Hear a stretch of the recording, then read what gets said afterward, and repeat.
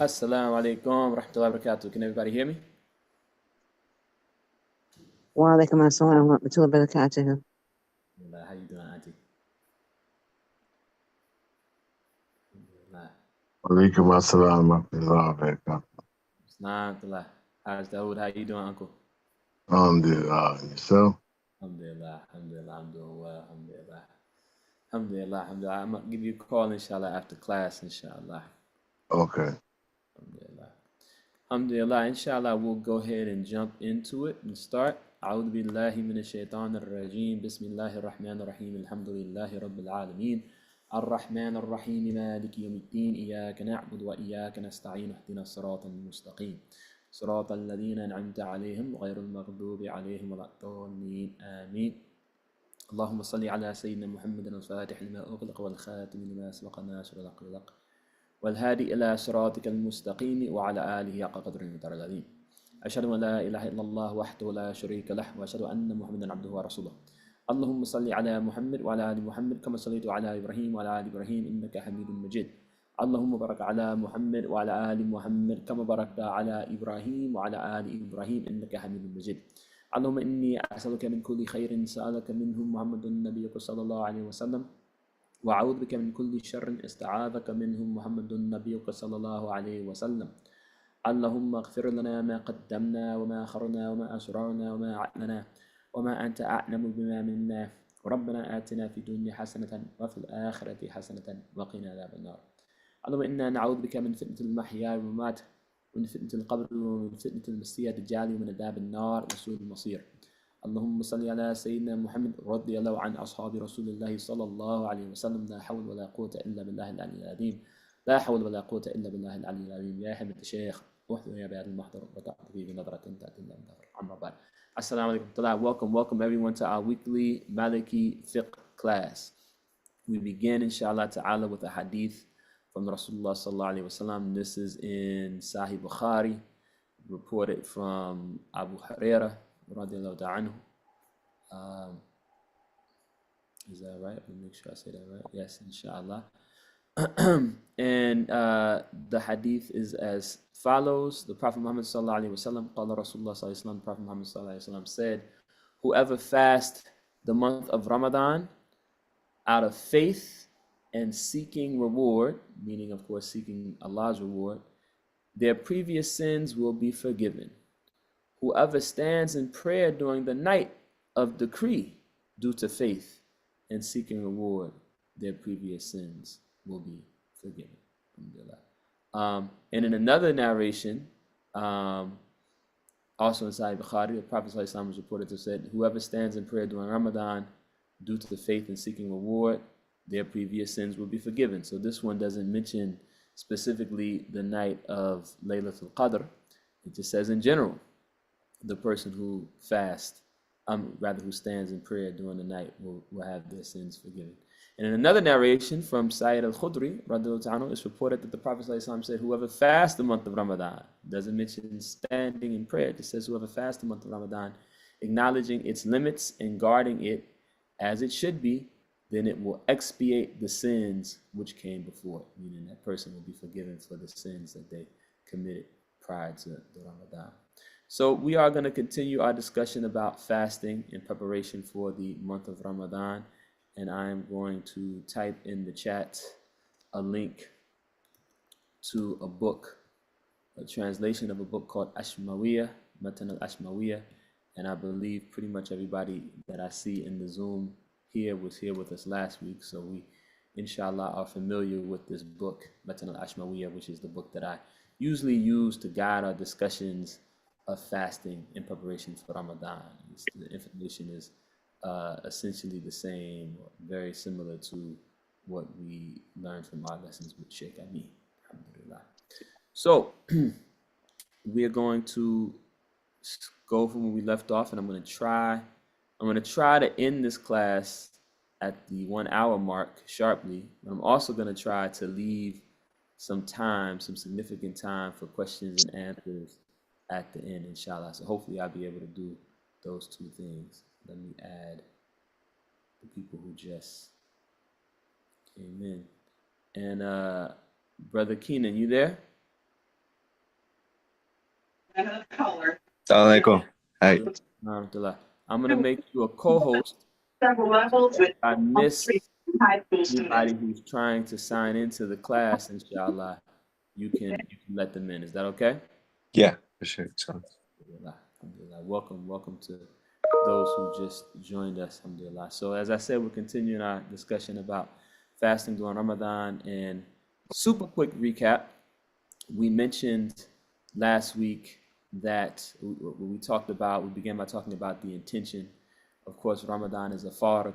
We talked about when the Ramadan starts, when the moon is sighted, indicating that it is the last or the first night of the month of Ramadan, when the crescent, the new moon, the new crescent is seen, or when 30 days of the month of Sha'ban, the month before Ramadan, have finished. And we talked about that. We talked about that process, and we said that the intention is made, right, once that new moon is sighted, or once we've reached the 30th day of Sha'ban. You make the intention that you're going to fast for the whole month of Ramadan. You don't have to make the intention every night. Assalamu alaikum, Brother Nick. How you doing, Uncle? Good to see your face.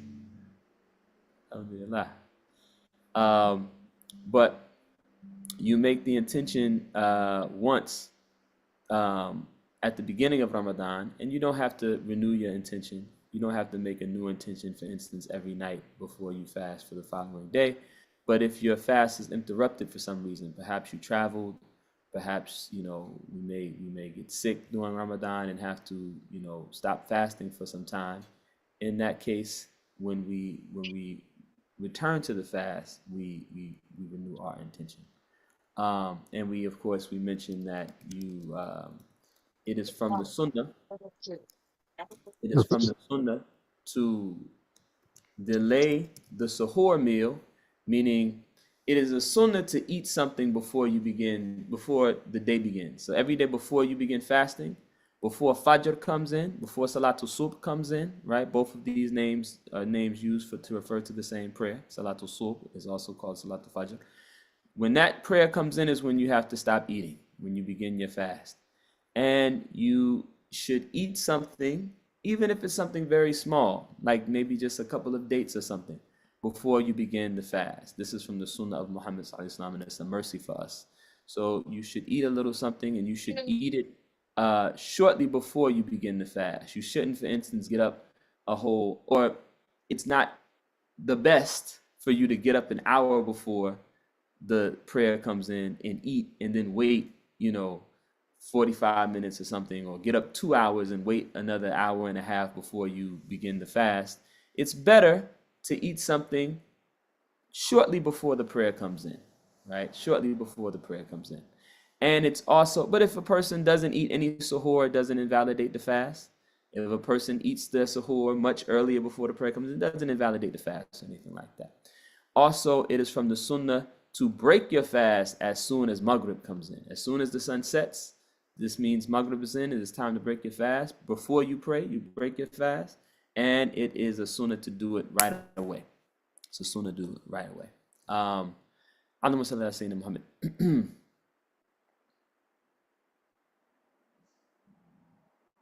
So I believe where we ended off is we said the intention made before the confirmation of the month of Ramadan is invalid, right? Or maybe this is where we stopped. We said, given that the month of Ramadan is confirmed before Fajr, it becomes wajib to fast. If it is not confirmed until after Fajr, then stop eating, but without any doubt, that day's fast must be repeated. What do they mean by this part in the text? What they mean is that you don't make your intention to begin to fast until you know that the month of Ramadan has started. You don't say, well, maybe tomorrow's going to be the first day of the month of Ramadan. Maybe not. I'll fast just in case. No, you need to know that the fast is going to begin, right? In fact, if you don't know, like for instance, if today's not going to be the first day of Ramadan, then you shouldn't fast. You shouldn't fast the day right before Ramadan. It's better for you not to, right? So if you know that tomorrow is going to be the first day of Ramadan, then you have to fast if you have the ability to fast. If you're unsure, then you don't begin the fast. But if you find out during the day, let's say I go to bed tonight, and in Ramadan, we know the first night of Ramadan might be this Friday night, which would make the first day of fasting Saturday, right? So let's say, for instance, I go to bed Friday night, unsure whether or not Saturday is going to be the first day of fasting.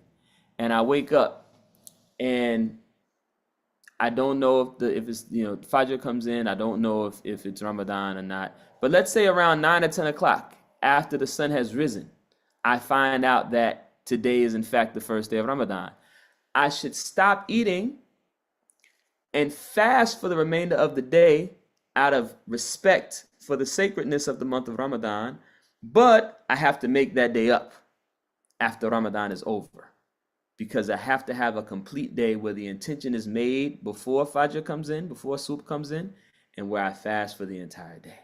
So since I didn't do that, the fast is not considered a valid fast. Haven't done anything sinful. If I did my part to find out if tomorrow was going to be the first day of Ramadan, but I just wasn't able to find out, for whatever reason, it was unclear. And I wake up and now I find out that Ramadan has started, but it's too late because the sun is up, right?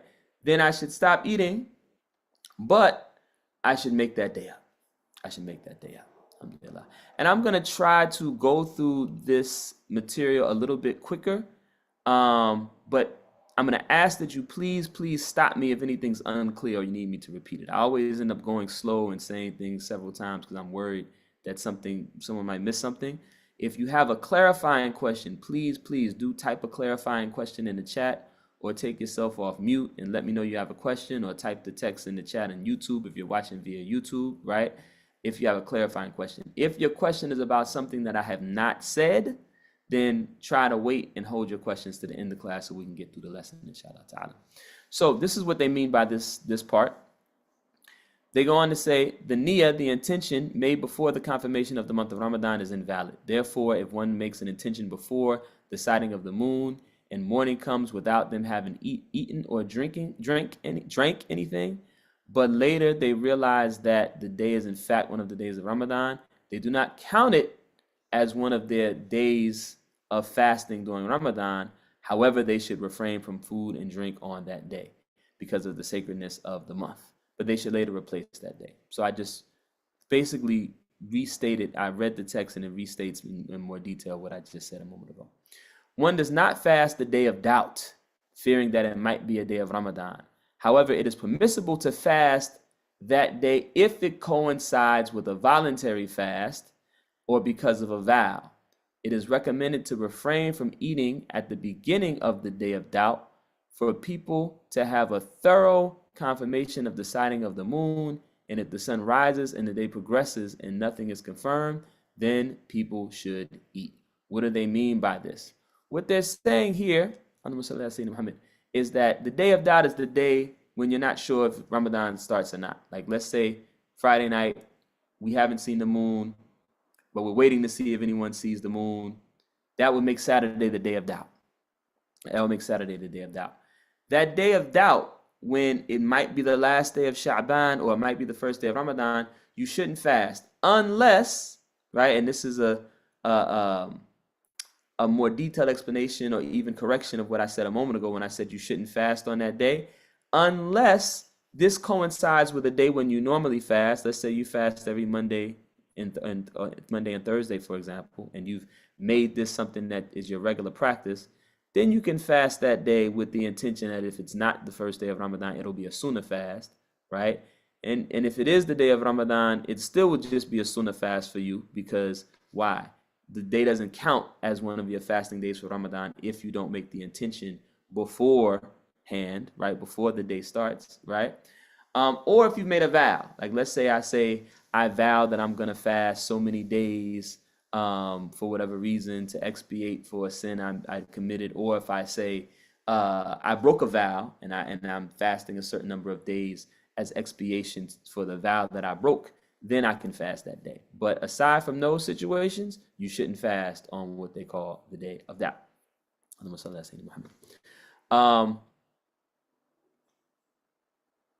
And it's recommended to refrain from eating at the beginning of the day So if you're not sure if it's the first day of Ramadan, even though this day would not count in your days of fasting, because the intention was invalid, if you didn't make the intention until after the sun came up, right? You still should not eat, right? Until you find out, is this the first day of Ramadan, or is it the last day of Shaban? And if you find out it's the first day of Ramadan, then mashallah, you continue not eating out of respect for the day, but you make that day up. And if you find out that it's the last day of Shaban and Ramadan hasn't started yet, then you should eat. Right? Now the text goes on to some other subjects aside from the intention and when you begin to fast. It mentions involuntary vomit. Involuntary vomit. What happens if a person involuntarily throws up, right? This does not break the fast. This does not break the fast. If you vomit, you throw up, it does not break the fast. Of course, unless it's voluntary, unless you made yourself, subhanAllah. Someone asked a very important question, what page we're on. The page we're on the text of this translation of Ashmawiyah is page 34. That's the page that fasting begins on. The chapter of Siyam, of fasting, begins on page 34, right? It's numbered 34, and I guess it's actually page 35 of the PDF, but it's page 34 if you're following along. And this is the last point, the last sentence before it goes on to, or the last two sentences before it says the conditions of a good fast are. So if a person throws up, it doesn't break the fast. But if a person intentionally makes themselves throw up, that would break the fast. So that's haram for you to do. You shouldn't do that. But if a person accidentally, assalamu alaikum, by the way, see this look here.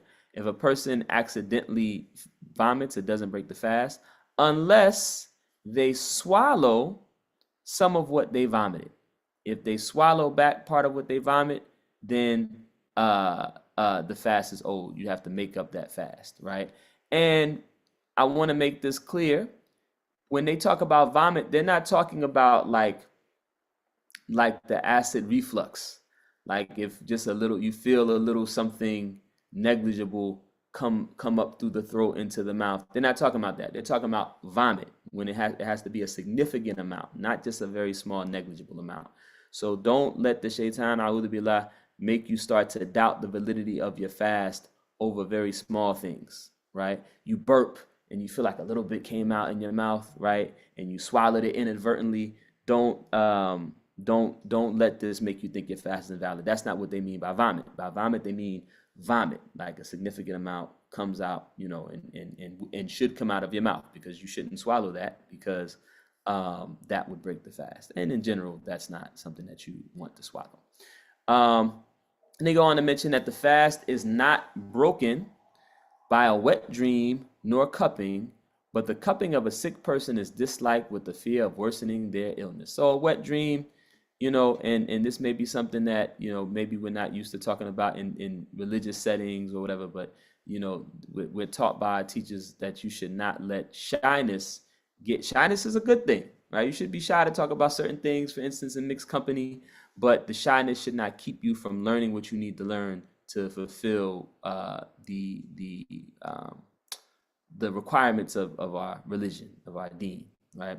So a wet dream is when a person has an orgasm in their sleep, right? This is something that, you're not held accountable for, because you're not held accountable for what happens in your sleep that way, right? So a person who has a wet dream, it doesn't break their fast. If a person does anything knowingly and intentionally, and I should maybe start with this for anybody who maybe is new to the fast, right? Sorry about that. If anybody who does not have, who's, maybe a new Muslim, right? The things that you are not allowed to do when you are fasting are eating, drinking, right? And having sexual relationships, right? So if you shouldn't be doing that anyway outside of marriage, but even with your spouse, right?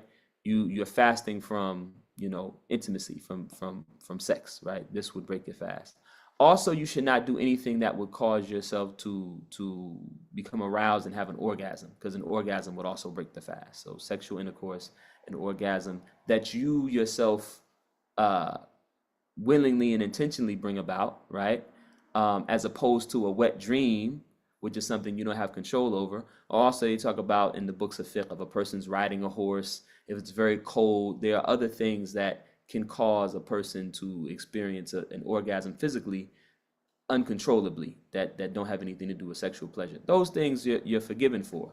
But anything that involves you yourself, arousing yourself, right, or engaging in sexual intercourse breaks the fast, as well as eating or drinking intentionally. These things break the fast, right?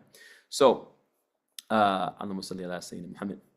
With that said, the fast is not broken by a wet dream nor cupping. Cupping is the process whereby, and I may not be describing it in the best way. I know we have some people here like Sidi Hassan who have done cupping, but it's a small cut is made in a person's skin, and there's a kind of tool that is used to kind of suck some of the blood out of that small cut. And it's a form of healing, something medicinal that was done during the time of the Prophet Muhammad sallallahu alaihi wasallam. And we've seen a resurgence of it in recent years. Like if you watch Olympic swimmers, you'll see they'll have like these kind of purple spots all over, and that's because they have sort of affirmed the health benefits of cupping, right? So this is a form of healing. It's good to do if you can do at least once in your life, because it's something that the Prophet Muhammad sallallahu alaihi wasallam did. It's something I've done. I haven't done often, but I've done once or twice and have seen benefit from it, alhamdulillah. But in any case, it doesn't break the fast. It does not break the fast. But if a person is sick, then it is disliked. It's makruh. It's discouraged for them to do it. Why?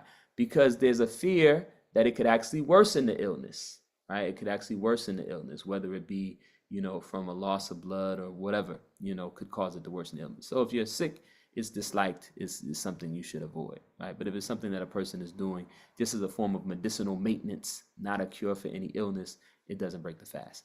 So now the book goes on to actually list some of the conditions of a good fast. It says the conditions of a good fast are, 1, to make the niyyah. What is the niyyah? The niyyah is an intention, right? The niyyah is the intention. The niyyah is the Arabic word for intention. So the intention to fast, and it doesn't have to be something that you say on your tongue.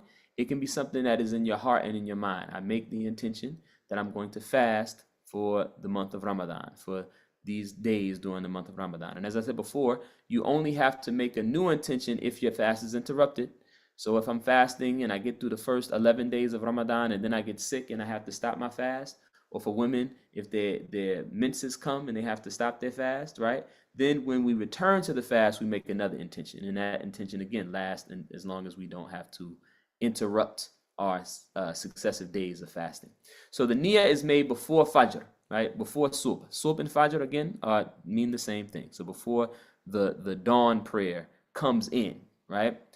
And the niyyah, this niyyah being made before Fajr, that is for the fard fast, like the fast we make during Ramadan, as well as the nafil fast, nafila, an optional fast. Nafila is the word for any type of worship that you do that's optional, that's not required. You just do because you choose to do extra worship. And fard, of course, is any type of worship that we're obligated to do, right? We said the fard is something that if you do it, you get rewarded for, but if you don't do it, there's a punishment that comes with that, right? Something that is mustahab is something like a nafil act of worship, an extra supererogatory, they say, optional act of worship. It means mustahab is anything that if you do it, you'll get blessed and benefit from it. But if you don't do it, you're not punished for it. So things like extra worship, a fast outside of Ramadan, these things are considered mustahab. And makruh is something that if we do it, then we're not punished for it because it's not haram, but if we avoid it, Allah will bless us for it and reward us for it because it's something that's disliked and discouraged. And of course, haram is something that if we do it, we're punished for it, right? Because it's haram, it's forbidden. And if we avoid it, we'll be blessed for avoiding it. And then there's a fifth category called mubah or jaiz, which means something that some of the books say there's things that are kind of neutral, but we won't talk too much about that now. I just want to do a refresher course because I know we may have some people watching on YouTube who may be new to the fast, maybe their first time fasting. So whether it's a fard fast, like the fast we make during Ramadan, or a nafil fast, right, an optional fast, the niyyah should be made before Fajr.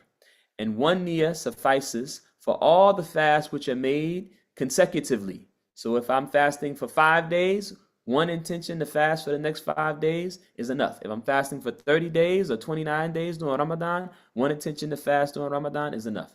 The fast to expiate divorce They mention in the book a fast for a person who has committed a major sin like murder, or a vow that an individual has made obligatory upon himself. So these are other examples of a fast that a person may do that require a number of days, right? The fast to expiate divorce, this is a reference to something that you find in the books of fiqh, where somebody will make a statement like, if such and such happens, I'll divorce my wife. I would be like, this is not a correct practice.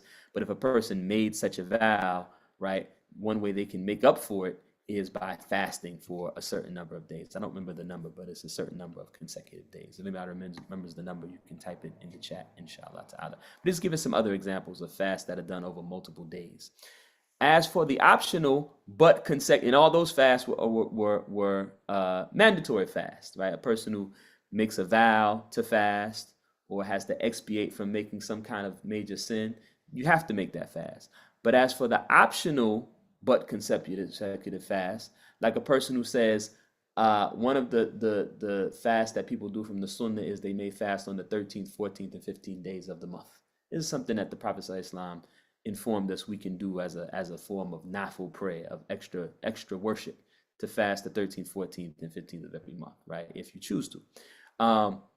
So that's an optional fast that lasts multiple days. So they say, as for the optional but consecutive fast, or any customary fast, right, which is again the sunnah fast. Also, like if I wanted to fast for the day of Ashura, the 10th of Muharram, the month of Muharram, right? It's good to also fast the 9th and the 10th, or you can fast the 10th and the 11th, right? So any customary fast like that, there is no doubt that one has to make a new intention every night. So for the nafil fast, and I think I misspoke earlier, so let me make this correction. The nafil fast, the optional fast, right? For that fast, you should renew your intention every night, right, before Fajr. And why is that? Well, one of the reasons for that is because since it's a nafil fast, it's not mandatory for you to continue your fast. So, the intention isn't going to be as strong. If I'm making the fast for Ramadan, I make the intention, I know I got to fast all 30 days.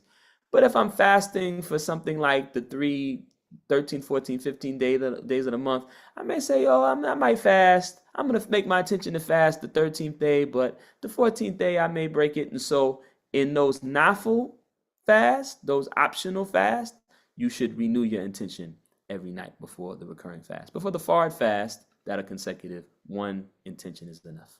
The second condition they mentioned of a good fast, so the first thing they mentioned was the niyyah. The second thing they mention is, and this is for the women, but it's important for the brothers to know, for your daughters and your wives and perhaps your mothers and aunts, purity from menstrual blood and post-childbirth bleeding. So when a woman is in the state of her menses, right, her monthly cycle when she's having a period, or in the period after she gives birth, right, one of the biggest honors and blessings and most incredible things that any human being can engage in, right? When the woman, and it's something that a blessing that Allah subhanahu wa ta'ala has reserved only for the women, when a woman is engaged in that state where there's what they call the afterbirth, postnatal bleeding, or when she's on her monthly cycle, she doesn't make salat and she doesn't fast, right? She doesn't make salat and she doesn't fast. And it's always important, I think, to point out this is not any kind of disobedience on her part.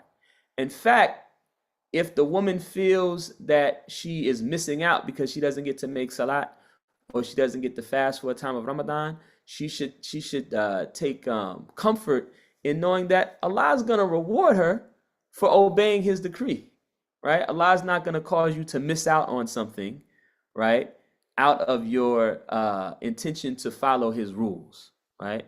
And I say over and over again in the class, I always mention the verse from Quran, A'udhu billahi minash shaitanir rajim, La yukallifu Allahu nafsan illa wus'aha. Allah doesn't put more on you than what you have the capacity to do, right? So He's not going to punish you for not doing something that He didn't give you the ability to do. And so the resting of the body with regard to not fasting and not praying when a woman is in these moments is, you can think of that as even a form of worship, right? Because anything that you do to please your Lord and to obey your Lord is a form of worship, even if it's not the ritualized, formalized worship of salat or saum or something like this. So in those situations, the woman would make that up, right? The woman would make those days up, right? When she is no longer, after Ramadan is over, not the salat though. The salat, she does not have to make up. Any salat that the woman misses because she's on her monthly cycle or experiencing postnatal bleeding, she doesn't make that up. But the fasting she should make up after Ramadan is over. So the second thing they mention is purity from menstrual blood or post-childbirth bleeding. If the menstruation or postnatal bleeding stops before Fajr, even if it's just a moment before Fajr, then fasting is obligatory upon her that day, even if she has to make a ghusl after Fajr. And this matches up with our previous lessons on the salat and on the ghusl and on purity. If the woman finds that she is no longer, her period is completed, right? The bleeding has stopped, the postnatal postnatal bleeding has stopped, or the period has stopped, then she fasts. So if she wakes up, she happens to wake up before Fajr and she finds that the time for her cycle has stopped, then she should fast. Let's say she realizes this and it's only like 5 minutes before Fajr. Well, in that case, her making a ghusl may take her so long that by the time she's finished making the ghusl, Fajr is finished. Fajr is well in. That's perfectly fine. She still has to fast that day. So in that situation, what she should do is in those 5 minutes, she should go and eat something for sahur, right?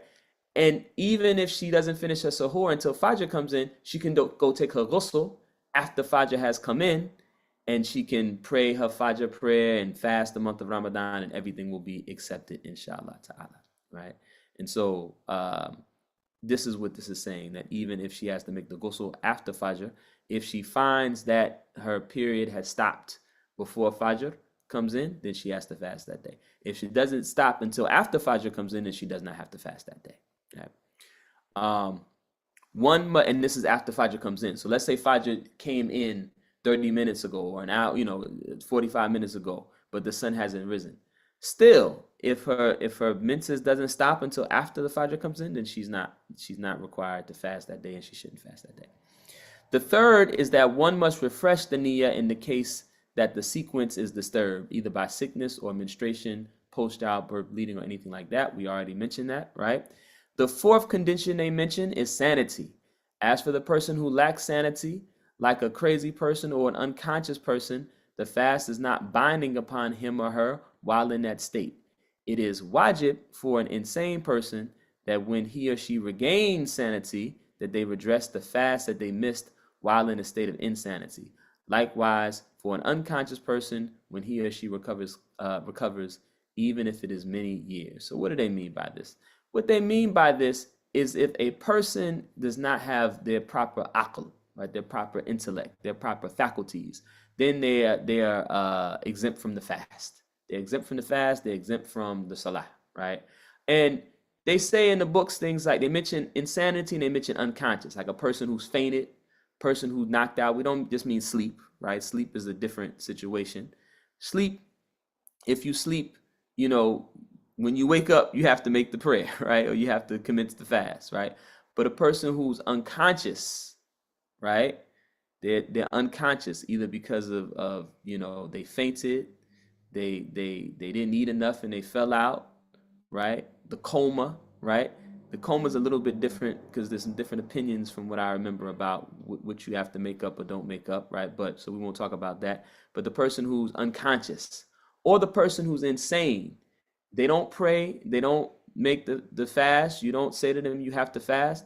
But when they come to, when they regain their consciousness or they regain their sanity, then they have to make their fast. They have to make up the fast they missed, make up the prayers they missed. Now, in practical terms, who is a person who's insane? This also could be the person who has like a mental health crisis, right? A person who's in a moment where they're not in their right mind. And in our modern times, perhaps you've seen a person like this. Perhaps you have a family member or a friend or even yourself. Maybe you've had a moment where, you didn't have your proper faculty. So in the books of fiqh written hundreds of years ago, they just say that's like a person's majnoon, right? But when we talk in, modern terms, this is also who they're talking about. The person who has a kind of mental health crisis where they're not in their right mind. Or a person who has like certain psychological issues like dementia, for instance. If they have dementia, then we're not going to require them to fast And usually those kinds of mental health issues you don't necessarily recover from, right? So that is what we are referring to when we talk about if a person is not in their proper mental state, then they don't need to fast. But once they Now, gain their proper mental state, they need to make up the fast. Wa alaikum salam wa rahmatullah. Yes. would this count for someone who has autism or some kind of mental disorder? Alhamdulillah. Great question. So I don't know. I would have to gain more information about the specifics of that person's situation. I know there are some forms of autism that are light. That maybe light isn't the right word, but where you have people that are high functioning, right? They're able to live like normal. I don't want to even use the word normal to kind of act like I don't want to make it sound like I'm speaking ill of a person who has a illness or a condition that's out of their control. But if a person has one of these types of autism where they're able to still function, then they should still fast and they should still pray. But for more extreme cases, I don't know. I would have to hear more about the specifics of that person's state and perhaps go to one of the teachers who knows more than me to give you a better answer. So if that's if that's not a hypothetical question, if that's a real question, then please send me a message. This is a tip that I got. And please send me a message. It's a hypothetical question. That was just something I was wondering about people who have mental disabilities, I would say. Right. That are not temporary. They just have, mental disability. Like I was thinking about like Down syndrome or autism.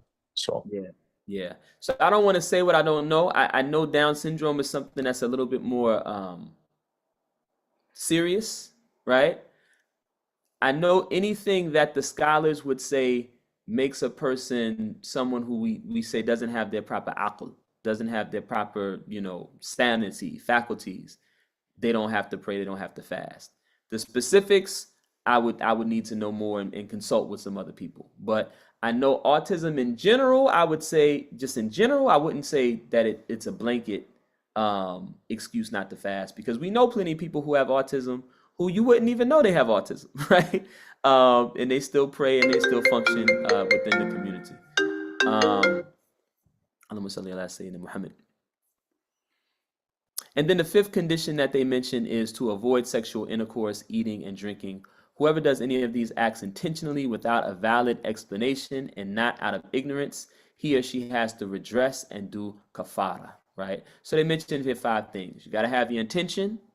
You have to be free of menstrual blood or post-childbirth bleeding, meaning the woman who is not on her menses and not experiencing postnatal bleeding. 3, you have to refresh your intention anytime the sequence is disturbed. 4, you have to be a person who has their sanity, right? And 5th, you can't eat, you can't drink, you can't engage in sexual intercourse. And we also mentioned, even though it doesn't mention it here, they also include anything that intentionally you do that causes you to have an orgasm. These things would all break the fast. If you do these things without an explanation, what's an explanation? Maybe you forgot, right? Maybe you honestly forgot that it was Ramadan and that you were fasting, right? Or maybe you honestly didn't know that Ramadan had started for some reason, right? These are things that, may seem strange because, we should take care to know and to remember, but the fiqh gives allowances for the fact that there are times when a person may not know or may be ignorant of a thing, right? That's different. But a person who knowingly breaks their fast by doing one of these things during the daylight hours of Ramadan, it's a big problem. It's a sin, and they need to do kafara, right, to make up for that. What is kafara? Kafara is to feed food to 60 people, and they give an amount of food, right? They say amad, which is something like a handful of rice or whatever. But the scholars, they say, a decent meal, not an elaborate meal, but a decent meal, right? Maybe a meal that might cost $5 to $10 in today's terms, right? Or, a plate of rice, with some sauce. Just a decent meal. So the kafara is to feed 60 poor people that basic decent amount of food, right? They say the mud is like the handful of the Prophet Islam's hand, like of a scoop of rice or bread or something like that, right? But a decent amount of food.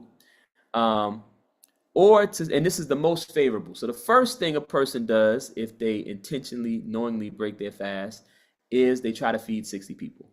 And that could be 60 individual people, or that could be a group of 60. It could be all at one time. It could be donating to a place where you know they're going to go and feed 60 people, 60 poor people. Not just you get your friends and have a feast, but 60 people who are in need, right? Poor people. You feed 60 people. If you can't do that, then to set free a believing slave, to find an enslaved Muslim and set them free, give them their freedom.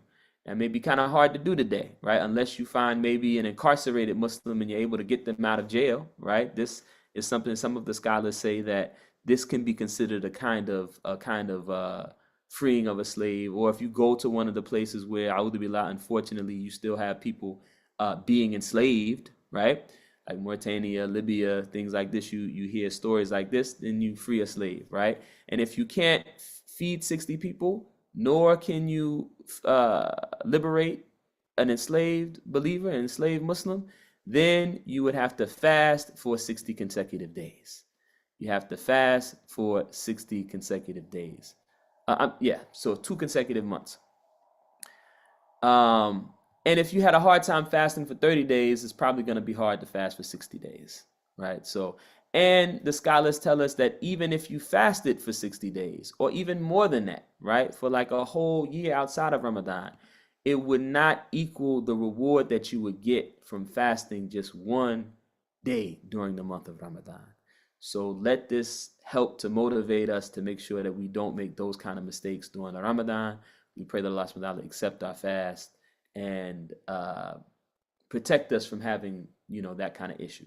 If a person does have that kind of issue, then alhamdulillah, Allah has given us the prescription to deal with it. Go feed 60 people, right? And if you yourself are poor and don't have the means to feed 60 people, then again, feeding the 60 people, it doesn't mean you have to have $600 to go give people $10 worth of food. No, the scholars say even if you took like $100 and sponsored enough sandwiches for 60 people or something like this would suffice. So inshallah, most of us, in this part of the world, we have the ability to do that. But, we don't want to lose that blessing that comes from actually observing the fast in the month of Ramadan, and we know we can't get that back. So may Allah protect us from being in a state where we have to do the kafara. They mention there's no kafara in case something reaches the throat through other than the mouth, whether through the ears, nose, or anything like that, even if it is bakhur, smoke from food. In this situation, you only do qada', which is make up that fast. And the same goes for thick mucus that can be spat out. So I need to explain this a little bit. So kafara is when a person intentionally, knowingly breaks their fast without any acceptable reason, right? And that's what you got to do, kafara. You got to do the makeup for that. But the qada is a makeup in the sense of, so kafara we should translate as expiation, right? Whereas qada is just makeup. Qada is just makeup, like similar to qada in the prayer. This means you had a problem with your fast and you just need to make up that day, right? You just need to make up that day. So let's say, for instance, they mention in the books of fiqh that you should try to avoid inhaling things like bakhur. When we say bakhur, usually we mean like the nice stuff that we burn to smell good. But here they mean like bakhur, like steam smoke that comes from food, right?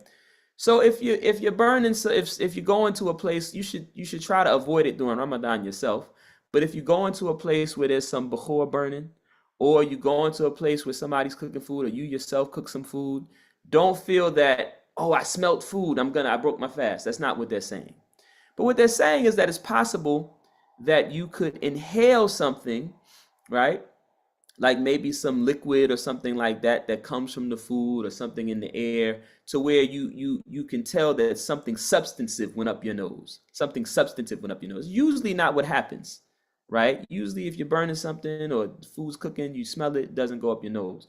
But it's possible that you could actually feel a physical element of moisture or something like that go up your nose. Think about, for instance, if you're spraying an air freshener, for instance, right? It's possible that you could if you sprayed it right by your nose, some could go into your nose, just to give you a sense of what we mean by this. And so to avoid that, they say, don't it's better if you don't burn before, wear a lot of, oils, atar and things like that during the Ramadan, right? But if you were to inhale something, or let's say you're making wudu and you wash your mouth out during the wudu. Actually, some of the scholars don't wash their mouth and their nose when they're making wudu during Ramadan, just to avoid the possibility of ingesting some of the water. But let's say you do, wash your mouth or your nose, and you feel that, you can tell something broke through the throat, through the nose, or through your mouth, you swallowed some water. In those situations, you should continue your fast, again, out of respect and honor for the month of Ramadan, for a day of Ramadan, but you should make that day up. You have to make that day up. That's called qada. That's not considered a sin. It's not that a person was sinful. They just, didn't take care to make sure that they, didn't accidentally ingest something. Or again, they mentioned if something goes through the nose or goes through the ear, right? Then you just do qada, right? Then you just make up that day. You don't have to do kafara for that. They say the same applies to water while rinsing the mouth, or the siwak if you're brushing your teeth, or using, they say the siwak, this is, if anybody who doesn't know, the miswak is a kind of stick that is made of a bark that's naturally good for the teeth. So this is what they used to use to brush their teeth during the time of the Prophet ﷺ. So if you're brushing your teeth and you accidentally swallow or something like that, right?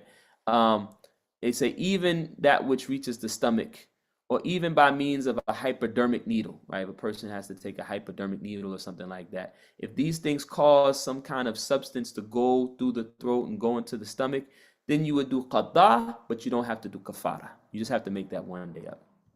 Likewise, a person who ate doubting whether dawn has entered, there is nothing major upon them, meaning they haven't done a major sin. They just need to make qada, right? So we said if a person ate because they thought that it wasn't the first day of Ramadan, but then they found that it was the first day of Ramadan, okay, you just make that one day up, right? Now, in some of the Maliki Fiqh books, and I know we're coming on the hour mark, I'm gonna wrap up soon, and if you have the ability to stick around, and you can stick around to get your questions answered, inshallah ta'ala. And I see the questions in the chat, so we're gonna wrap up soon so we can get to them. We're almost done with the text for the day. But in some of the books of fiqh, particularly in the Maliki Madhab, you'll see an opinion that if you eat forgetfully during Ramadan, not intentionally, but if you forgetfully eat, you forget that you are fasting, and this has happened to me. If you've been fasting for many years, then there's a decent chance it's happened to you at some point in life. Maybe it hasn't, but there's a decent chance that it has. You may forget that you're fasting and just absentmindedly take a bite of something or take a drink of something and then realize, oh, subhanAllah, I'm fasting, right? Some of the Maliki Fiqh books will tell you in that situation that you have to make up that day. But the stronger opinion is that you don't. Because the Prophet ﷺ said in the hadith, he said that if a person is fasting and they forget that they fast and eat, then Allah has fed you. Allah has fed them, meaning that this is something that you don't have to make up. This is something that you didn't have control over. Allah did this, so you're forgiven for it. And this is the stronger opinion. This is the opinion that we have from all of our, from most of our teachers, right? I think I have one Maliki Fiqh teacher who may have had a different opinion, but all the rest of my teachers, they said, no, in this case, you don't have to make that day up. If you forget that you're fasting and you eat a slice of pizza, right, and you don't realize until after you ate it that, oh, subhanAllah, I was fasting, you're forgiven for that. You don't have to make the day up if you sincerely forgot.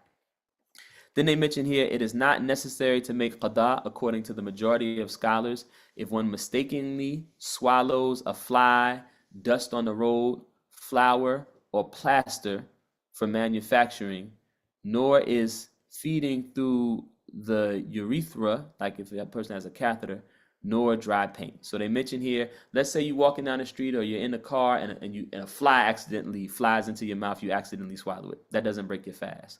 Or some plaster, somebody is doing construction and some plaster flies into your mouth and you swallow it. Or some dust on the road, or some flour that's in the air if a person's cooking or something. If something accidentally goes down your throat like that, then you're forgiven. You don't have to make up the day even. You just keep fasting. And they also mentioned through the urethra, this is the catheter, right? And they also mentioned dry paint. In the catheter, I don't know if there's some other opinions on that, so we may have to check that if people have that, if people have to deal with that issue. But at least the opinion that we have here in Ashmawi is that that does not break the fast. They also mention that it is permissible, it is okay for a person observing the fast to, one, use the miswak to brush their teeth using the miswak, that's toothstick I just told you about, or your toothbrush and toothpaste, right? It is permissible for you to brush your teeth the whole day. It's also permissible for you to rinse your mouth out if you're experiencing extreme thirst, right? Like let's say you just have what they call dry mouth. You can rinse your mouth out. These things do not break the fast. And then the third they mention is that it is permissible to enter the morning in a state of janaba. This is the state that a person enters into when they have intercourse. You have intercourse with your spouse, you enter into a state of janaba. Or if you have a wet dream, or if you have intercourse with your spouse and you orgasm, right? If you have an orgasm intentionally, knowingly, while you're conscious and awake, right? From arousal, all of these things put a person in janaba. Janaba is a state meaning that you have to take a ghusl. You can't just make a wudu before you pray. You have to take a full body ghusl where water touches the whole of your body. And I know we're at the hour mark. We're going to wrap up in 5 minutes and leave some time for questions, inshallah ta'ala. So it is permissible to use the miswak all day or brush your teeth all day, to rinse your mouth out with water.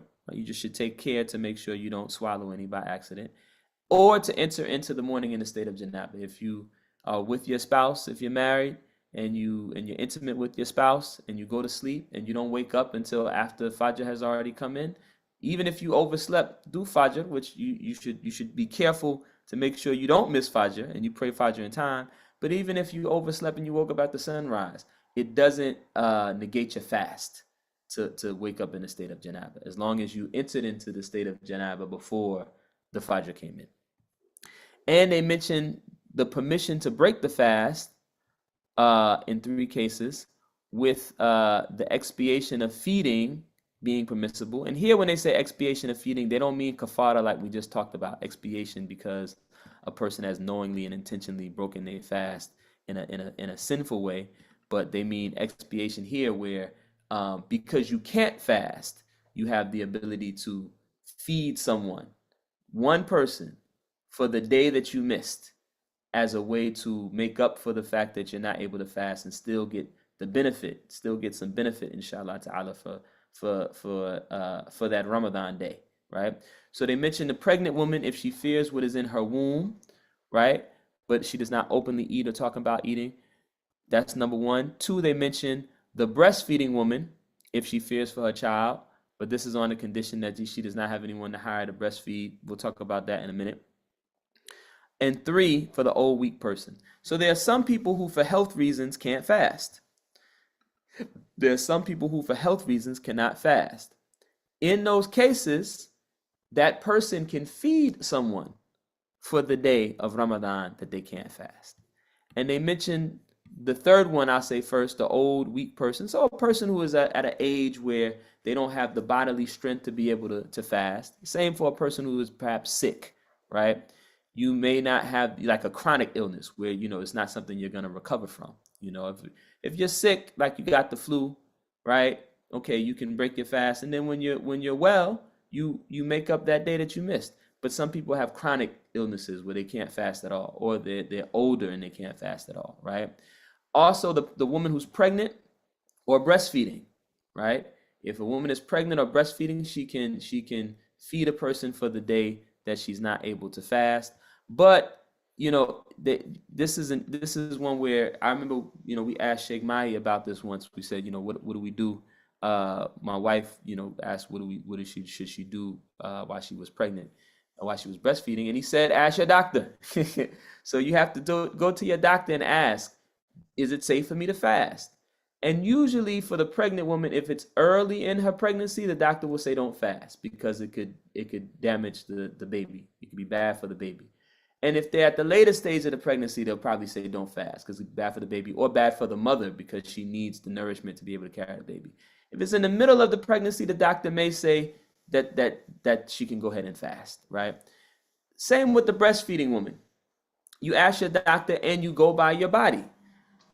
I remember once my wife, was nursing one of our children, and she felt that she could fast, and she fasted. And one day she just got really weak and started to feel sick. I said, okay, that's because you breastfeeding and you don't have the capacity to fast, so you got to go eat, right? So in Islam, the well-being of the mother for the mother who's pregnant takes precedence over the unborn child. So she should not do anything that's going to harm her health, right? Or harm the health of the baby, right? Or harm the health of the baby. So if there's a chance that her not eating is going to harm her health or the health of the baby or both, then she should eat. She should not fast. And she can make up for that day that she didn't fast by feeding someone, So this is what they, and I won't use the word kafara. It's technically the same. They can use a similar word in Arabic, but I won't use that word because I don't want to confuse you. This is the 3 exceptions that allow you to feed someone for the day you can't fast. Then they say the same feeding applies to a person who neglected their unsettled fast of the preceding Ramadan until the next Ramadan is entered. The feeding in all these cases is again the mud, that same amount of food for every day a person missed. And so they're just saying a person who, and this is something there's different opinions about. Some people say that if you missed a fast, right, then like for instance, the pregnant woman, the nursing woman, then she should make it up when she's able to. Others say she can pay, right? She can feed a person for that day, right? And some say that if the whole year has passed and you haven't made up your fast, then you can feed someone, right, for the days that you have remaining to miss so that you're not carrying a lot of missed days. Others say, no, you should make those days up, whenever you have the ability to. So there's different opinions there. And, if anyone has to navigate that, then, talk to me and we can talk a little bit about the different opinions and which opinions are stronger or which opinions you may have the ability to actually adhere to, inshallah ta'ala. And to wrap up, they mention it is recommended for the sa'im, that's the fasting person, to abstain from unnecessary use of his or her tongue and to hasten to pay any old or missed fast precautiously and consecutively. So it is considered mustahab, recommended, not mandatory, but highly recommended, that when you're fasting, don't engage in a lot of frivolous talk, because we pray Allah help us with this. We don't want to lose some of the benefit of our fast by engaging in things like backbiting or lying or any kind of speech that might not be pleasing to Allah. So it's good to try to kind of watch your tongue and not talk so much during the fast. Mustahab, right? If a person is talking a lot, it doesn't break their fast, but it's mustahab. It's recommended to try to not talk so much while we're fasting. And if we owe any fast, if we miss any fast during Ramadan, to make them up quickly, right? Not let them linger, but to try to make them up quickly. It is recommended to fast the day of Arafah, right? This is the 9th of Dhul Hijjah, when the people are on Hajj. For the people who are not on Hajj, it is recommended to fast, right? And it's also recommended to fast the 10 days of Dhul Hijjah, right? So the 1st through the 10th of Dhul Hijjah. Also, the month of Muharram, right? Particularly the 10th day of Muharram, what they call Ashura. To fast some extra days of fast, the month of Rajab, the month of Sha'ban, which is the month we're in now before Ramadan, and 3 days of every month.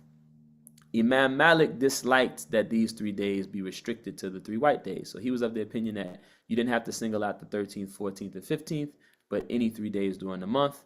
He also likewise disliked fasting the 6 days of Shawwal. So after Ramadan is completed, it is considered mustahab, a good practice, though not mandatory, to fast 6 days from the days of Shawwal. There's a hadith of the Prophet ﷺ that says this.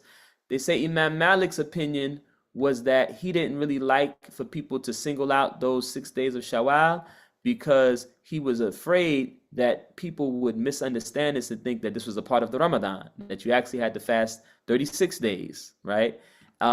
There's even an opinion that says that you don't have to fast 6 days in the month of Shawwal, which is the month after Ramadan, but you can fast 6 days throughout the year, anytime after Shawwal has started. Now, I try to fast 6 days during the month of Shawwal. This is the stronger opinion from what I understand. But alhamdulillah, for the other opinions, to make things easier and to let the people know that, this is not mandatory. This is not part of the Ramadan. Ramadan is just the days of Ramadan, those 29 or 30 days of Ramadan. And then the 6 days of Shawwal is extras that you can do if you would like to, and you have the ability to. Imam Malik also disliked the tasting of food by a fasting person. And if that person does not spit out the food before any of it reaches the throat, he disliked the tasting of salt for a person who is fasting. And if he or she does that and spits it out before any of it reaches the throat, there's nothing owed. So they say you can taste food when you're fasting. You just put some on your tongue and spit it out, like if you're tasting it because you're cooking it.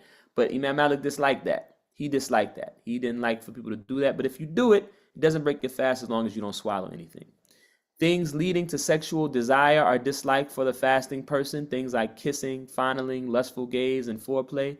Even if one believes that they are safe in these situations, right? So even if a person thinks, I can kiss my wife, I can kiss my husband, I'm not going to actually get any desire and mess up my fast, but you should still avoid it. Imam Malik disliked that people did that, and he said you should still avoid it. But if a person did one of these things and they ended up, in a situation where their fast was questionable, like a person kissed their spouse, they didn't have intercourse, but they felt that they got aroused or something like that, then they have to just make up the day. They don't have to do kafara, but they have to make up the day. However, it is haram for anyone to engage in these activities if they feel any fear that it could lead to them doing more, like engaging in intercourse or something like that, right? And if a person discharges semen, they have an orgasm, then they have to do qada and kafara. So if you have an orgasm because of something that you did, right? You fondled your partner or yourself or something like this, and this is not something that we like talking about, but we have to discuss it because it's in the fiqh. If anybody does this and it causes them to orgasm, then they have to do kafara. They have to make up the day, and they have to do the kafara of feeding 60 people. The last line, uprightness in Ramadan is highly desired. The Prophet of Allah ﷺ said, whoever observes Ramadan faithfully and excellently will have his or her past sins forgiven.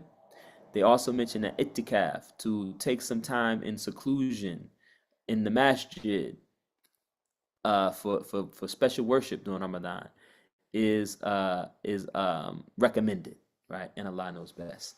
And we'll stop there. Alhamdulillah, we got through the section. I know we probably lost some people because we went over the hour mark. I apologize for that. It's always hard getting through all the aspects of this lesson in one day. I tried to start last week, but we ended up getting into another conversation. But in any case, inshallah ta'ala, we will go ahead and answer these questions that we have here. And if you have a question, feel free to type it in the chat and we will get to it if we have time, inshallah. I see that someone in the YouTube group, and I hope they're still here. If not, maybe they'll see it when they look at this video later. Someone asked, what is the valid time for Maghrib? Some masjids break fast at the time of the mobile app.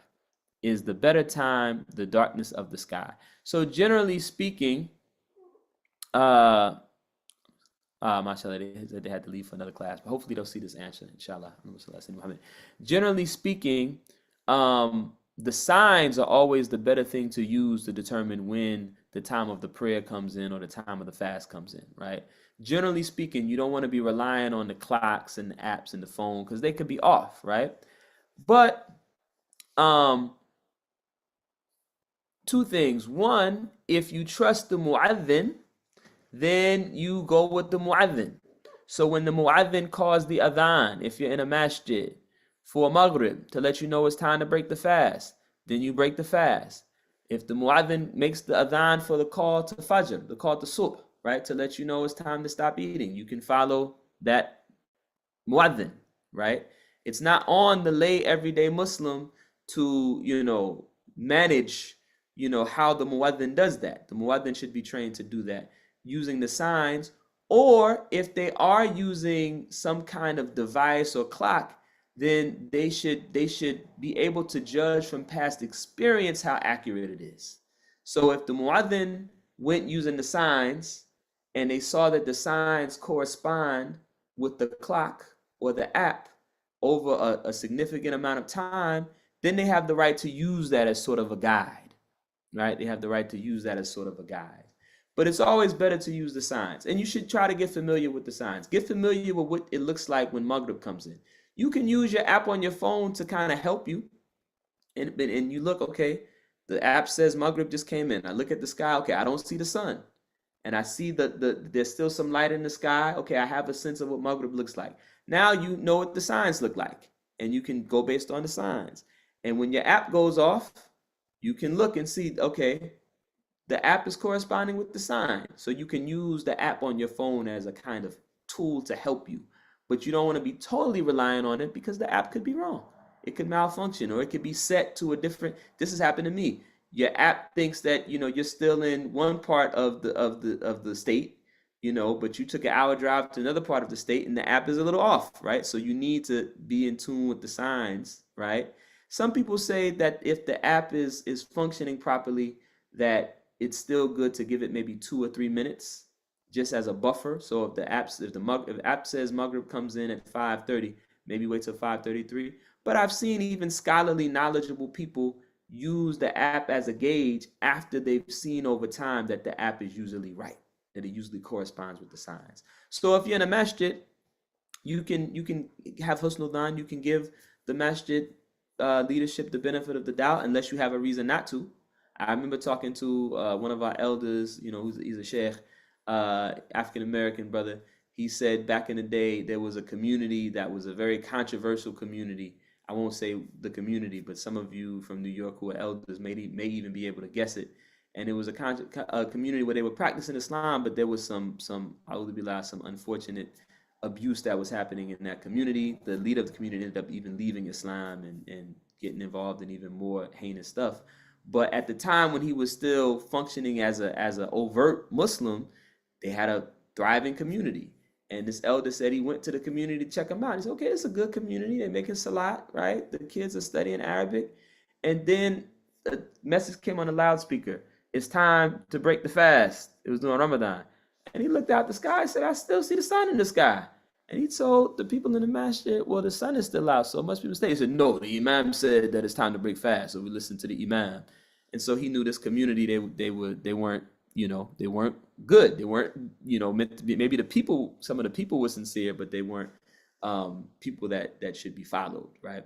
So, I use that just as an example, but just to say, if you don't have any reason not to trust the masjid, then you trust the masjid, Sheikh Amin was of the opinion, because Dr. Dunya Rahmatullahi was of the opinion, that it's good when they make the adhan to wait until the adhan is finished before you break your fast, as a way to be safe. And he told a story where once in Azhar in Egypt, they made the adhan for Maghrib, and everybody broke their fast, and then the muadhin, they found out the muadhin made a mistake, and he called the adhan a bit too early. And all of the people ended up, alhamdulillah, they didn't commit no sin because it wasn't intentional, but they all made that day up, right? Except for Dr. Suleiman Dunya's students, rahmatullahi, because they were all in the habit of waiting until the end of the adhan. So oftentimes that's what I do. But sometimes, like when I go to Senegal and I'm with my Sheikh Mahi, who's a big scholar, right? Who I trust, I trust his knowledge far more than anybody, right? In terms of this deen. When he determines by the sign that it's time to break the fast, and he tells the muadhin that it's time to break the fast, or he even uses the clock, which he's corroborated with the signs over time, and he tells the people break the fast, tells the muadhin to call the adhan, and he breaks the fast, I break the fast too, because I'm not going to be the one person standing out as if I know better than the imam, right? So you have to use your hikmah about what to do in different situations. But the general principle, and I gave a long answer to this question, but the general principle is that if you can go with the signs are better, but you can use the apps and the clocks as a support, but not blindly following it without, being able to figure out if it aligns with the proper signs. Type. Next question, someone said, I have bad allergies. I need to ask about the mucus thing. I've been depending on the opinions that it's already inside you and doesn't count as someone breaking the fast, because otherwise I don't think I could ever make a month without it. Yes. So again, when it comes to things like phlegm in your throat, if you can spit it out, alhamdulillah. But if you're not able to spit it out, if it's so frequent or it's such a minuscule amount that you can't help but swallow some of it, then it doesn't break your fast. Right? It doesn't break your fast. That's the general principle. We don't want to be people who are so again, Allah doesn't put more on you than what you can do. And we don't want to be people that obsess over things. Because if we obsess over things, then the shaitan will play with us and we'll always think that there's a problem with our worship. Right? On the other hand, when we remember that Allah is merciful and He's forgiving, right? And we do our best and we trust that Allah is going to accept our best, then we find the right way. You don't want to use that as an excuse to not do your part, obviously. But once you've done your part, you trust that Allah will accept from you. And one of the reasons why at the end of Ramadan, we even give some money, the Zakat al-Fitr, we pay some money at the end of Ramadan, enough money to feed a person. They say about maybe $10 or $15, depending on where you live, $10 or so for yourself and everyone of your dependents in your household, right? You pay that money in zakat for the poor people. And one of the reasons we do that is so that even the poor people, alhamdulillah, they still should be able to engage in the celebration of the Eid. Just because Allah subhanahu wa ta'ala has not given a person wealth doesn't mean that they don't deserve to celebrate in the celebration of the Eid. Their maqam, their station with Allah may be higher than all of ours. And their dua may be what's keeping all of us afloat, right? So we want to make sure even the poor people, they still should be able to benefit and celebrate the Eid. But another reason is because it's a chance for us to seek Allah's forgiveness for any small mistakes we made during the month of Ramadan. So something like that, like you're not sure if because of your allergies, a little bit of the mucus went down your throat, don't obsess over those things. If you can spit it out, alhamdulillah. But if you can't spit it out, it doesn't break your fast. And they actually even mentioned that in the book. Remember, they said thick mucus that can be spit out, right? Which lets you know, even though we're dealing with the translation, it lets you know that there's sometimes when it can't be spit out. And so don't let that cause you to doubt the validity of your fast. Someone asked, Muhammad, Salam Sidi, in the case of one who uses an inhaler due to breathlessness, how will that be? Are there khilaf among the Maliki fuqaha? This is a very good question.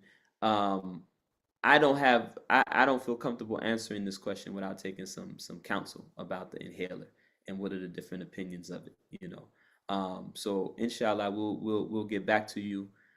Because the Ramadan's coming up, I'm gonna encourage you. I'm gonna type my number here in the Zoom chat. I'm gonna encourage the questioner, inshallah ta'ala, to send me a text and remind me, and I will try to get back to you with a definitive answer before the Ramadan starts, inshallah ta'ala. And if you don't remind me and I don't get a chance to interact with you, then inshallah for next week's class, I'll be sure to have an answer for you. But inshallah, if you text me, I'll get you an answer before that.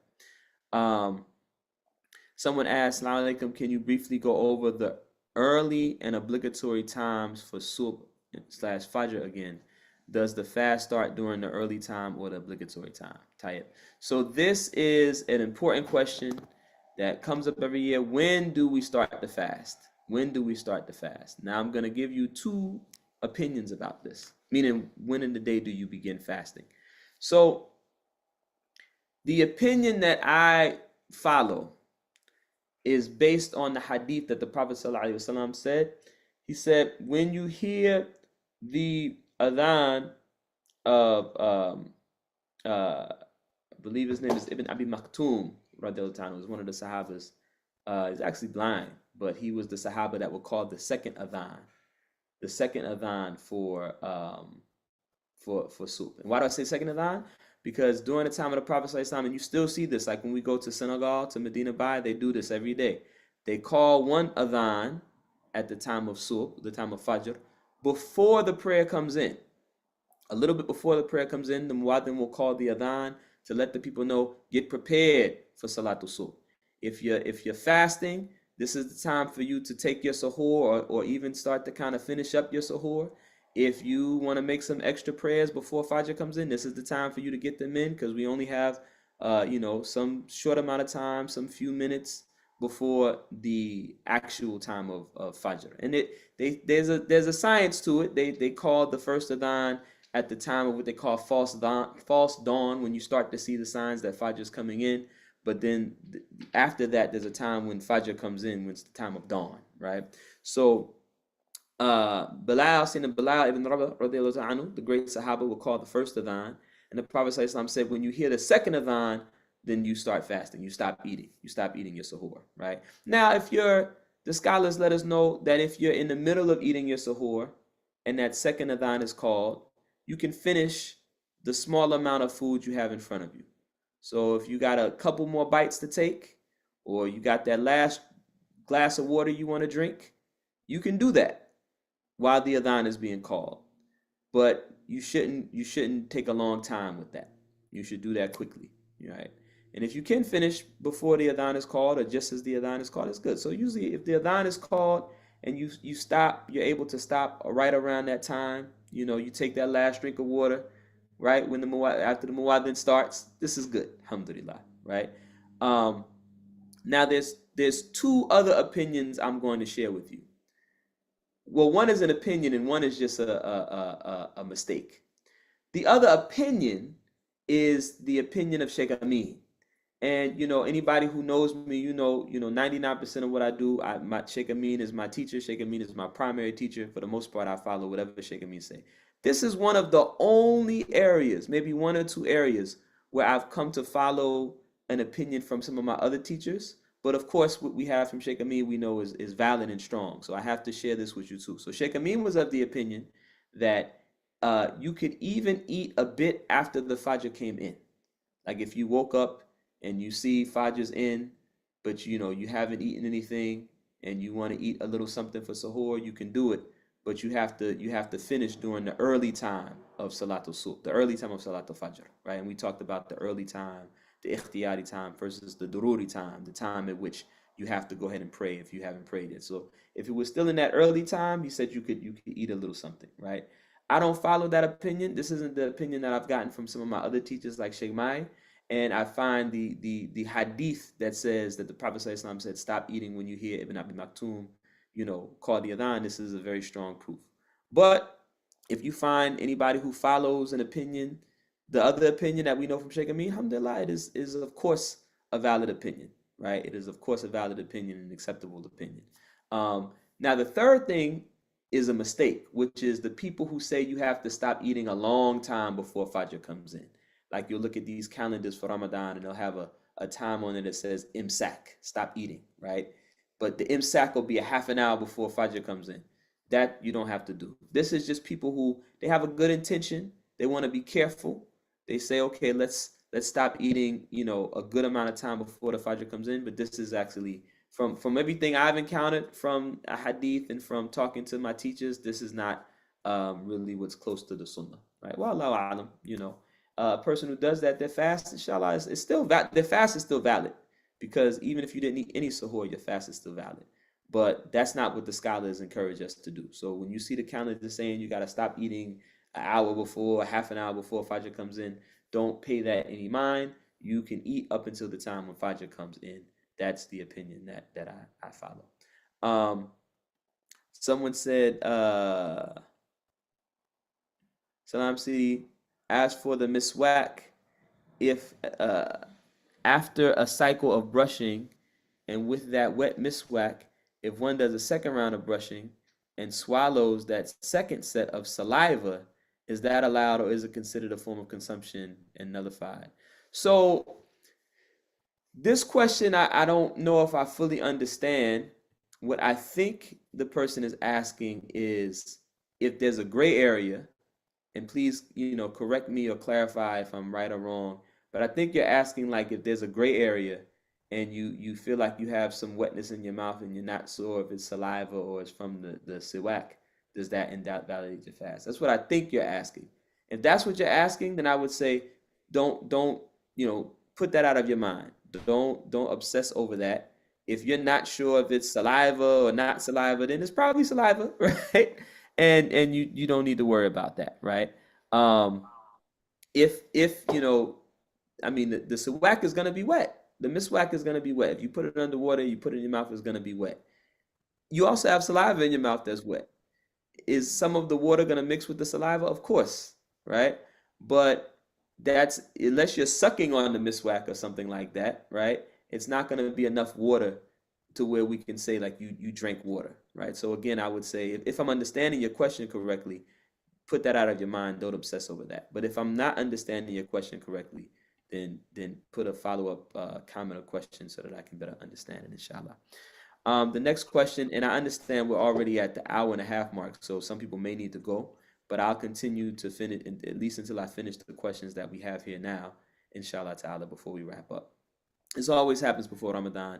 Next year, inshallah, I try to do a better job of splitting the Ramadan class up between 2 weeks so that we don't go so long. But I want to make sure if you have pressing questions before the fast starts, we do our best to try to help you answer them, inshallah. Bismillah.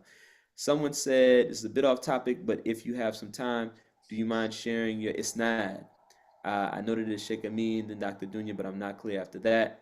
Just want to know so I can conclude these people along with you in my chain, mashallah. So this is a great question, and I actually don't know the chain after Dr. Dunya.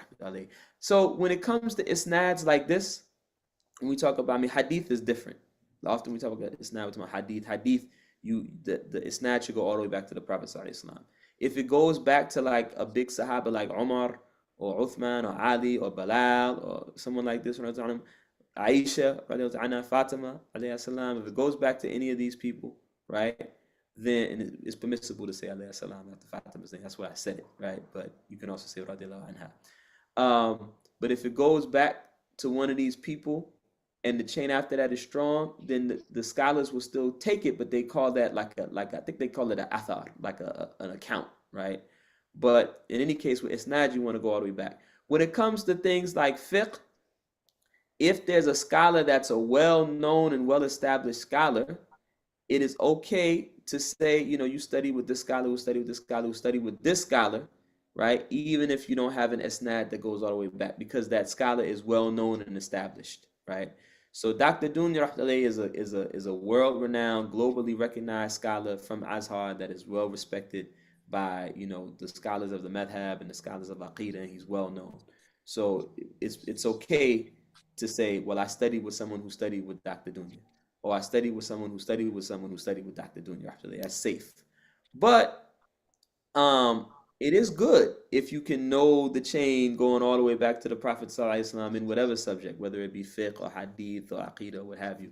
And one of my intentions is to go to Egypt, inshallah, and to see if we can't find the rest of the chain of Dr. Dunya's teachers and his teachers and his teachers, right? But currently, I don't have that. I don't know if Sheikh Amin has it. He may, but I don't know the isnad of Dr. Dunya's teachers after that. And I also have teachers that I studied with in Senegal, and I couldn't trace the isnad all the way back to the Prophet ﷺ, but they're well-known scholars, right? Like Ustadh Habibur-Rasul, who studied with, who's an Azhari Sheikh who has finished Azhar and also has also studied with Sidi Ali Sisi, Ustadh Ahmed Fal, who's a Rahmatullah alayhi, may Allah have mercy on him. He's passed, he's returned to Allah, but he's comes from a family of well-known scholars. His brother is Sheikh Muhammad Hassan al-Khadim, who wrote a commentary on the book Mahtar al-Qulub from a place in Mauritania called Taysir. So, this is acceptable, right? But there's nothing wrong with doing the research if you can to find who their teachers were, and their teachers were to go all the way back to the Prophet ﷺ. But I haven't done that, right? I just know that they are scholars that are well known. And then there's different philosophies when it comes to what kind of isnad you need to have when it comes to fiqh. So all of my teachers studied with teachers who studied with teachers in a traditional way. But, if you have a teacher who studied from an Islamic university, this is also acceptable. Some people, they feel that this isn't as strong as the silsila that goes back person to the Prophet ﷺ. But if the scholar is a well-known scholar who studied from a well-established Islamic university with teachers who are trusted, and they went through the curriculum, then you can take knowledge from them as well. This is my understanding, in my opinion. But in any case, it's a good question, and please make dua that we find out more about Dr. Dunya's teachers and their teachers, inshallah ta'ala. It may not take a trip to Egypt. It may just take somebody who's really good in Arabic to help us go through even some of the digital archives. But inshallah ta'ala, we wanna go to Egypt and try to find it that way too. So we have someone reminded us of the question from last week about cuts in the mouth. I didn't get a follow-up answer on that. So inshallah ta'ala, please send me a text to remind me, and before Ramadan starts, I'll share that answer with you. And after Ramadan starts next week, inshallah, I'll give the rest of the class the update on that as well. You also mentioned nosebleeds. If you mean that there's a nosebleed and some of the blood inadvertently goes into your nose, this I remember one of the lessons. From what I remember, that doesn't break the fast because that's something you don't have control over, right? If it comes out of your nose and then it goes into your mouth, that breaks the fast. That's what I remember. But we can get a clarifying answer on that too, just so you can have a strong, strong sense of conviction in your fast. Alhamdulillah. Alhamdulillah Rabbil Alameen. So I think that is all the questions that we have for now. I will hold space for maybe one more question if anybody else has one last pressing question. I'm looking on YouTube as well, but there's only a couple of people watching. Any final questions? Assalamu alaikum, Ustadh Habibur-Rasul. Alaikum salam wa rahmatullahi wa barakatuh. Haji Hassan, how you doing? I'm good. I had a question about the voluntary fasting.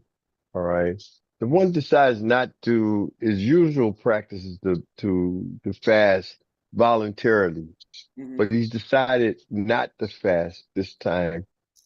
He's able to do that. He can make that decision on his own, right? Because it's a voluntary fast, right? Yes. Okay. The only time that you can't is if you've made it binding upon yourself. What do I mean by that?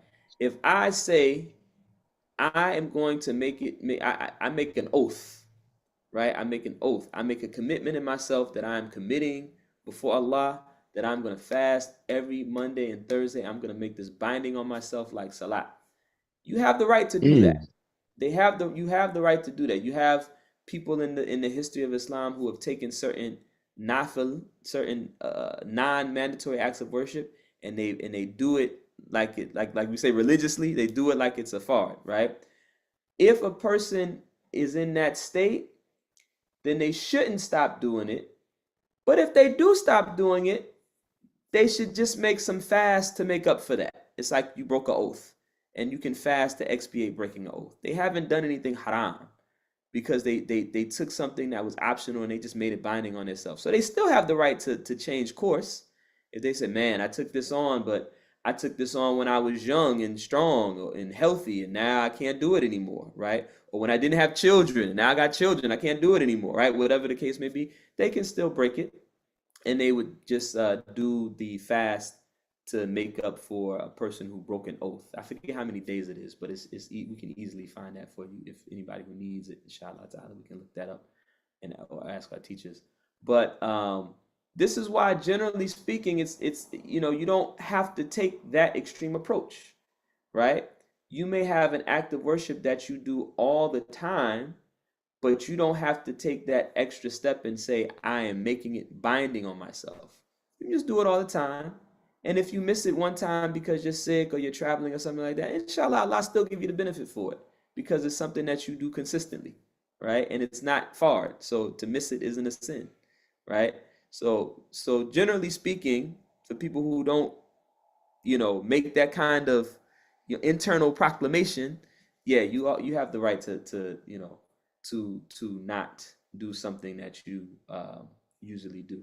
In fact, the scholars have different opinions about the person who you say, I'm gonna fast tomorrow. You wake up, you start the fast, and then you say, you know what? I'm not gonna fast today, right?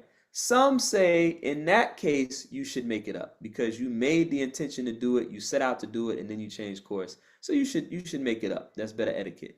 But even that, some say, it's not sinful if you don't do it.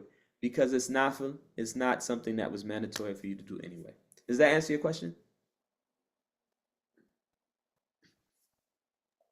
Yes. Thank you very much. No problem. Alhamdulillah. And I think I saw Brother Muhammad Ilyas. I think you had taken yourself off mute. Did you want to ask a question? Assalamu alaikum. Yeah, I just had a quick question. For the one who is exempted from fasting and who is either elderly or he's ill, not able to, is this up to their own discretion to decide that they are too weak to fast, or do they do they maybe traditionally they need someone to kind of say that, okay, you are not fit to fast? MashaAllah, that's a good question. So, you know, Allahumma salli ala Sayyidina Muhammad. So the straightforward answer is you don't need any kind of like religious scholar to tell you, okay, you have the right to not fast, right? Because it's well established in the Sunnah of Muhammad sallallahu alaihi wasallam that the people who don't have the ability to fast don't have to fast, right? And like I told you, you know, Sheikh Mai, my teacher, you know, and Sheikh Amin as well, when certain questions would come up, they would say, obviously Sheikh Amin, my teacher as well, they would say, ask your doctor. So if the doctor is telling you it's better for you not to fast, that's your rukhs, that's your fatwa, right? You don't have to fast, right? And if you yourself know your health situation, you know, maybe you're, you know, if you know, usually it would be from you talking to a doctor, right? The doctor says, you know, you have this procedure that you do and you have to eat, because if you don't eat this procedure that you do, you're not going to be able to, you know, you need this to live, or you're going to feel very sick, or you have this medicine that you have to take every day. And so, you know, you don't have the option to not fast, right? Then you know. My suspicion is that, maybe suspicion is the right word, but my hunch is that you're asking about the person who may be taking an allowance beyond what they actually need to take. Yeah, like they've said, oh, I'm old, I don't have to fast, but physically maybe they can fast, right? So, you know, we have to be honest with ourselves. We have to be real with ourselves. And I noticed my teacher, Sheikh Amin, he would often in classes he would explain things in a way to kind of protect the people from thinking they have more latitude than they did. So he would say, oh, you know, this is, you know, you got to do this, right? You have to fast, you have to, you know. But then when you would go to him privately and say, well, Sheikh, this is my situation, he said, oh, okay, no, that's you know, you have an exemption, right? And some of that is from him knowing the psychology of the human being, right? So, you know, my nasiha to you would be, you have to look at the individual person in their situation. If they know they can't fast because of something that they know from their doctor or from previous, you know, experience with their doctor or with their health, you know, like for instance, you know, you talked about the elderly person, but yeah, the elderly person, let's say the elderly person tried to fast last year and they saw they couldn't do it. So this year, if they're in the same situation, they don't have to go get any special permission, right? But we have to be honest with ourselves.